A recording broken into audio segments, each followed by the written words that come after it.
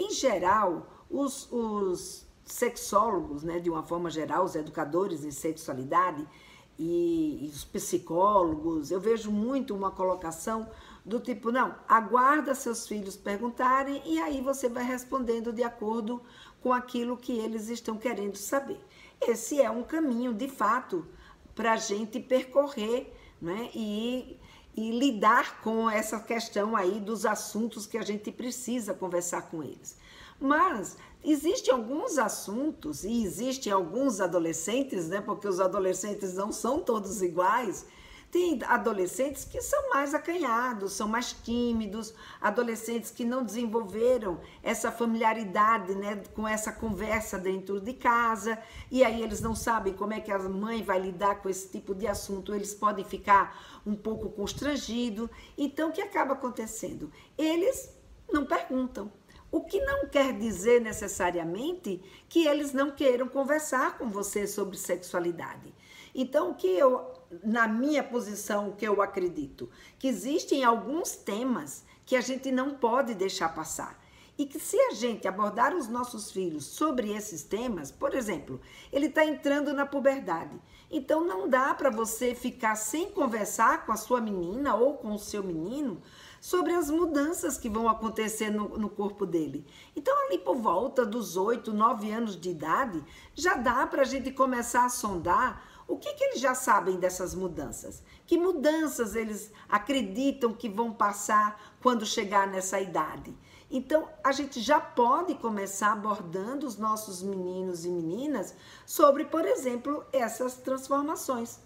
E melhor, quando você aborda, se você souber como abordá-lo, se ele sentir confiança em você, com esse gancho das transformações, ele pode sentir, ou a sua filha pode sentir, não, minha mãe é tranquila para eu conversar sobre isso. Então, ela vai se sentir segura e vai lhe procurar também para conversar sobre outras questões, sobre os seus sentimentos, sobre se ela já está interessada aqui ou ali em alguma pessoa. Ela vai te contar se ela está com medo ou não dessas transformações. Ela vai te falar como é que o grupo dela está lidando com essas situações. Então, é uma porta para você abrir, né? Para se abrir para esse diálogo. Então, quando o filho ele não pergunta, a gente deve trazer o assunto, seja por meio de uma abordagem, né, mais indireta, contando uma história que aconteceu com você, seja por meio de um livro, seja por meio de alguma questão, né, alguma situação que você ouviu, um filme, uma série, ou seja, tem uma série, uma série de portas que você pode se utilizar para fazer esse gancho e começar a conversar. Então, existem alguns assuntos que a gente não pode deixar passar de jeito nenhum. Com relação à bissexualidade, por exemplo, esse é um tema que você pode esperar, sim, ela vir lhe contar ou ela vir lhe colocar. Você pode, se quiser, abrir o assunto, colocar o assunto, dizer que você ouviu falar sobre esse tema, ou que você assistiu algum vídeo no YouTube, ou se por um acaso na hora que estava passando um filme, esse assunto veio à tona, e você se posiciona sobre o que você pensa. Se aquilo que você pensa, a forma como você enxerga, der à sua filha confiança, né, para ela sentir, não, eu posso contar com a minha mãe, posso conversar com ela sobre esses meus sentimentos, sobre esses meus desejos, ela então vai te falar.